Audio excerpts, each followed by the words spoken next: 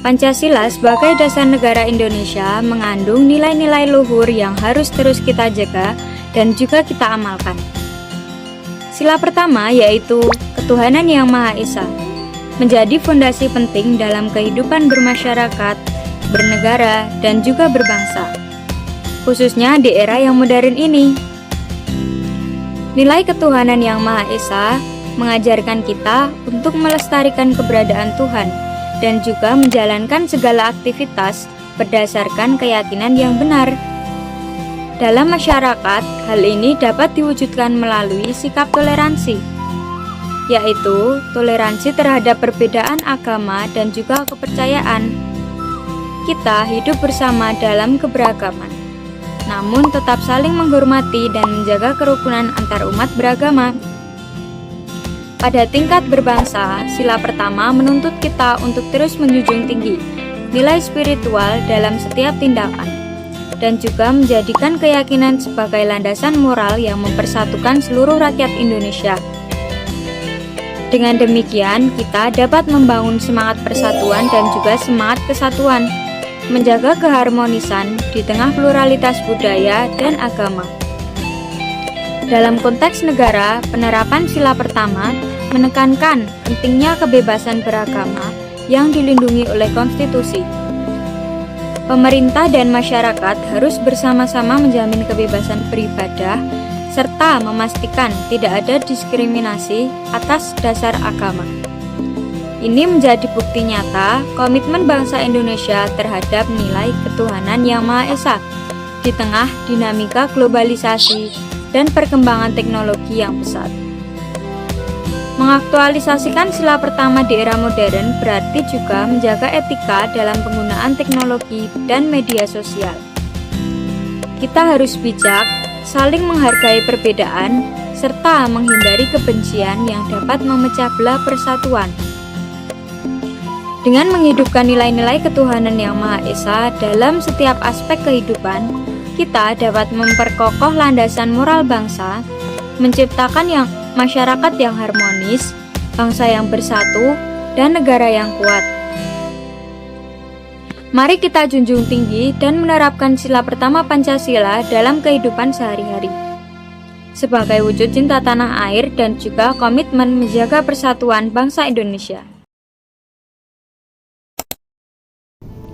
Di tengah kehidupan modern yang serba cepat, kita sering lupa satu hal penting, bahwa setiap manusia memiliki martabat yang harus dihormati. Inilah nilai yang menjadi inti dari Pancasila sila kedua, yaitu kemanusiaan yang adil dan beradab. Sila yang menegaskan bahwa bangsa Indonesia harus memperlakukan setiap orang dengan hormat, tanpa diskriminasi, tanpa kekerasan, dan tanpa merendahkan pihak lain. Dalam kehidupan bermasyarakat, nilai ini tampak dari hal-hal sederhana yang sering kita lakukan. Ketika terjadi bencana, masyarakat bergerak cepat memberikan bantuan, mulai dari penggalangan dana, menampung korban, hingga relawan yang terjun langsung ke lapangan. Kita melihat bagaimana rasa kemanusiaan membuat orang-orang yang tidak saling kenal pun saling menolong. Nilai kemanusiaan juga hadir ketika kita menolak perundungan di sekolah, di tempat kerja, maupun di media sosial. Di era digital, sikap adil dan beradab berarti mampu menggunakan teknologi tanpa menyakiti orang lain, serta berani membela korban ketika melihat ketidakadilan terjadi. Pada tingkat kehidupan berbangsa, nilai sila kedua tercermin dalam solidaritas antar warga negara. Program donor darah nasional, aksi kemanusiaan dari berbagai komunitas, hingga kerjasama lintas daerah ketika satu wilayah mengalami krisis. Semua ini menunjukkan bahwa rasa kemanusiaan menyatukan kita sebagai bangsa. Di era modern, solidaritas ini bahkan diperluas melalui platform digital, kampanye donasi daring, aksi sosial lintas provinsi, dan gerakan anak muda yang menginisiasi bantuan bagi kelompok rentan. Teknologi menjadi jembatan baru untuk memperluas kepedulian. Sementara dalam kehidupan bernegara, pemerintah berupaya menjalankan nilai kemanusiaan melalui pembentukan lembaga perlindungan hak asasi manusia, sistem hukum yang melindungi seluruh warga, serta layanan publik yang lebih ramah bagi penyandang disabilitas, perempuan, anak, dan kelompok rentan lainnya. pembangunan fasilitas umum yang inklusif seperti jalur kursi roda, transportasi yang aksesibel, dan kebijakan anti-diskriminasi menjadi bukti bahwa negara hadir untuk semua. Namun kita juga harus jujur melihat kenyataan. Diskriminasi, kekerasan, dan ketidakadilan masih ditemukan dalam berbagai bentuk perundungan online, stigma terhadap kelompok minoritas, hingga perlakuan tidak adil di layanan publik. Tantangan inilah yang menunjukkan bahwa sila kedua itu bukan hanya slogan, tetapi komitmen yang harus tetap diperjuangkan. Karena itu, untuk menguatkan nilai kemanusiaan di era modern membutuhkan 3 hal utama. Pertama, pendidikan yang menanamkan empati sejak dini, bukan hanya cerdas secara akademik, tetapi juga peduli pada sesama.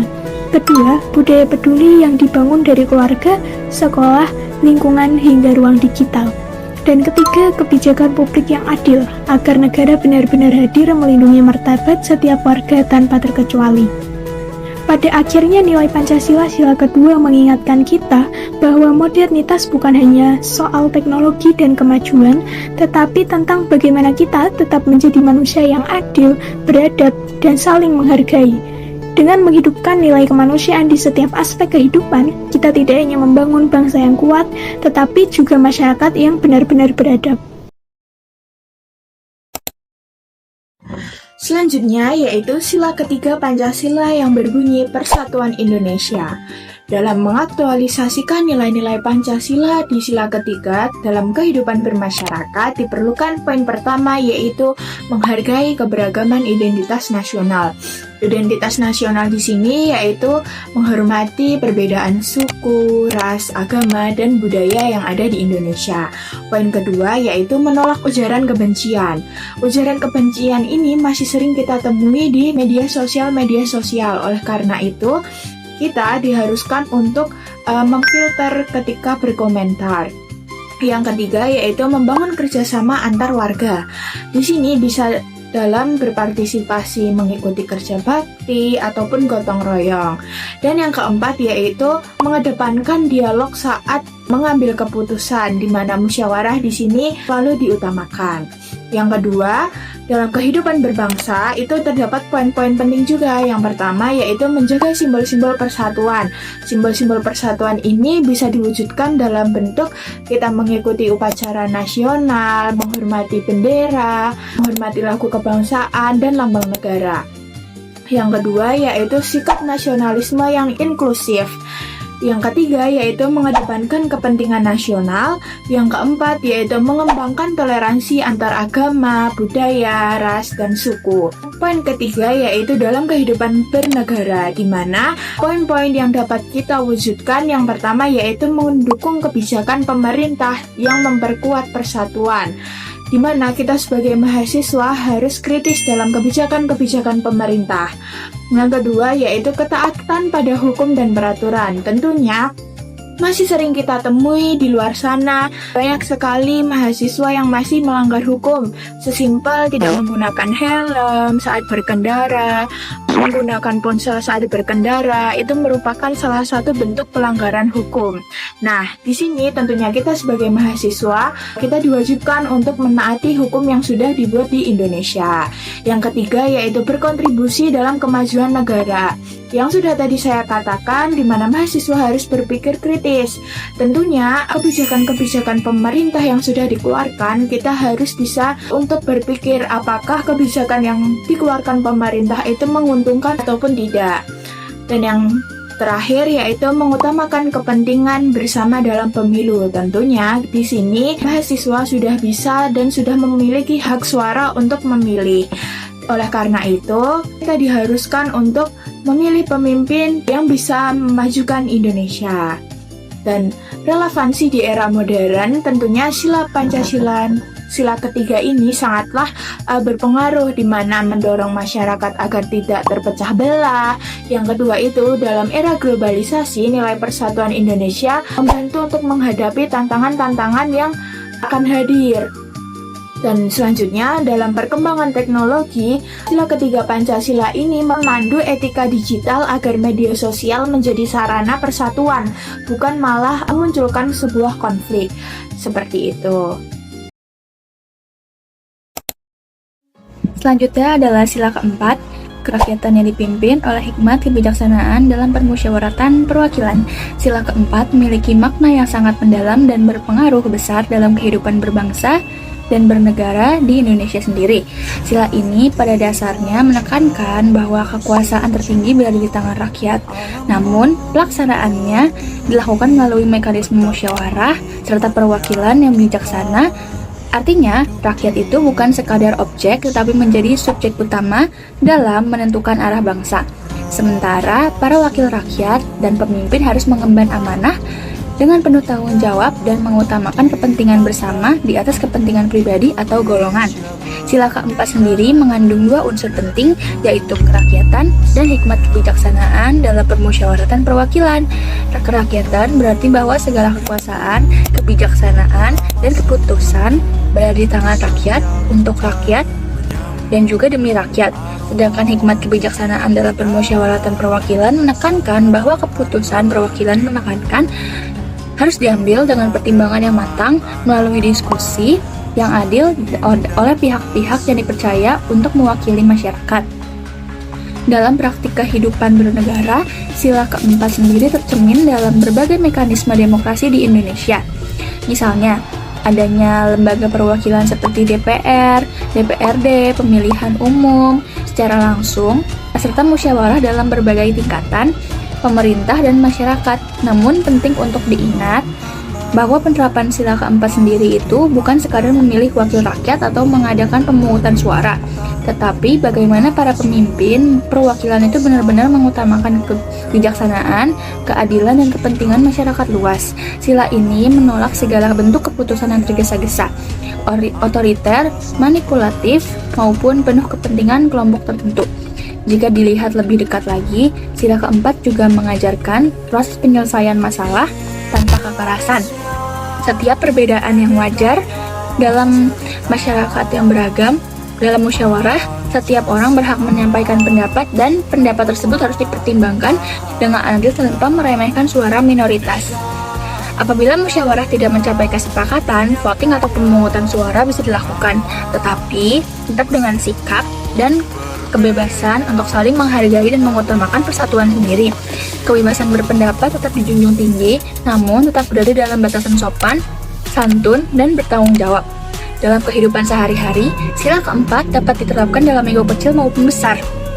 Contohnya di sekolah, musyawarah dilakukan ketika menentukan ketua kelas, memilih nama kelompok, ataupun menentukan aturan bersama. Di lingkungan masyarakat, musyawarah sering dilakukan saat menetapkan kerja bakti, membahas pembangunan fasilitas umum, atau menyelesaikan konflik antar warga. Hal tersebut menunjukkan bahwa nilai demokrasi bukan hanya terjadi di lembaga pemerintahan, tapi juga tumbuh dalam keseharian masyarakat Indonesia.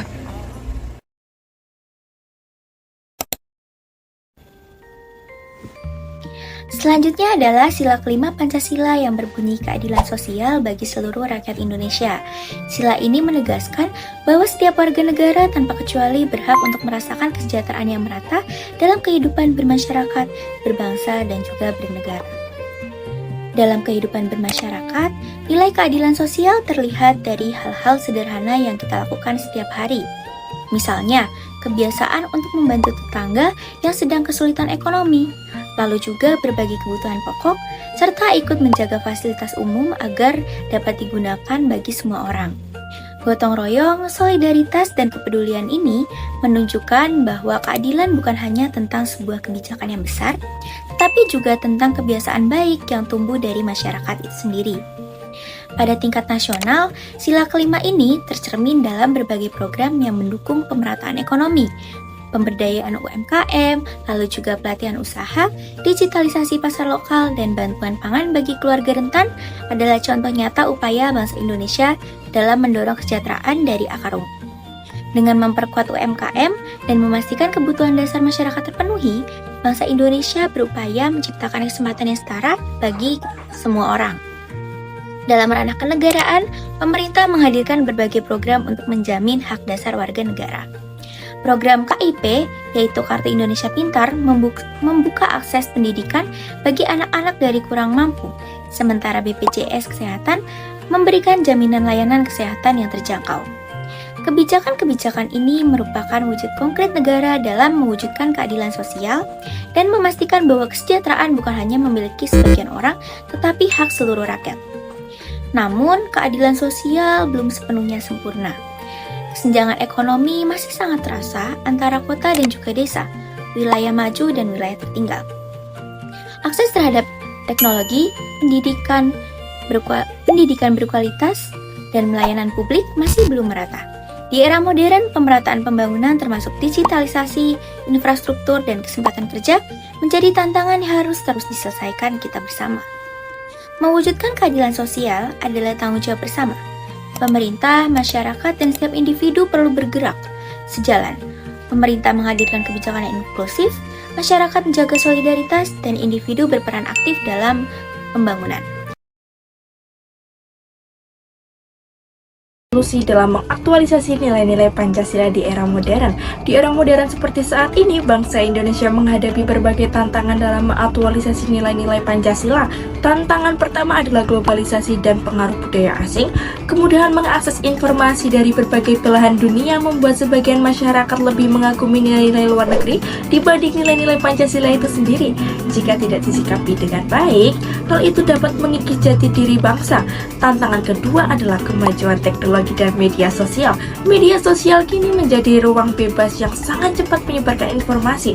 Namun, tidak jarang informasi tersebut berupa hoax, ujaran kebencian, dan konten negatif yang dapat memicu perpecahan. Fenomena ini menjadi ancaman nyata terhadap persatuan bangsa yang merupakan nilai-nilai dari Pancasila. Selanjutnya, yang ketiga adalah bangsa kita juga menghadapi ketimpangan sosial dan ekonomi. Kesenjangan antara kelompok elit dan kelompok yang berpotensi menimbulkan kecemburuan sosial serta rasa ketidakadilan. Kaum elit yang memiliki lebih banyak privilege seringkali mudah mengakses fasilitas dan kesempatannya, sehingga memunculkan persepsi bahwa prinsip keadilan sosial masih sulit terwujud. Tantangan yang terakhir adalah kurangnya pemahaman mengenai nilai-nilai Pancasila. Banyak masyarakat yang hanya menghafal Pancasila tanpa memahami makna mendalam secara penerapannya dalam kehidupan sehari-hari. Akibatnya, nilai-nilai luhur Pancasila kurang tercermin dalam sikap dan perilaku masyarakat. Maka dari itu, untuk menghadapi berbagai tantangan tersebut diperlukannya upaya nyata dan solusi. Yang pertama adalah meningkatkan kualitas pendidikan dan pemerataan pendidikan di seluruh wilayah Indonesia. Pendidikan baik akan membantu masyarakat memahami Pancasila secara komprehensif, bukan hanya sebagai hafalan. Yang kedua, memanfaatkan teknologi secara positif. Media sosial dapat diarahkan sebagai sarana edukasi, berbagi informasi bermanfaat, dan memperkuat solidaritas kebangsaan. Yang ketiga, penegakan hukum secara tegas dan adil harus menjadi prioritas. Hukum yang benar-benar ditegakkan tanpa pandang bulu akan memperkuat kepercayaan masyarakat terhadap negara dan mencerminkan nilai keadilan sosial. Yang keempat, penting untuk menumbuhkan sikap toleransi dan semangat gotong royong. Dua nilai ini merupakan fondasi utama dalam membangun persatuan bangsa di tengah keberagaman. Yang terakhir adalah yang kelima, yaitu masyarakat perlu aktif mengikuti kegiatan positif yang dapat memperkuat interpretasi nilai-nilai Pancasila seperti kegiatan sosial, organisasi kemasyarakatan, dan forum kebangsaan.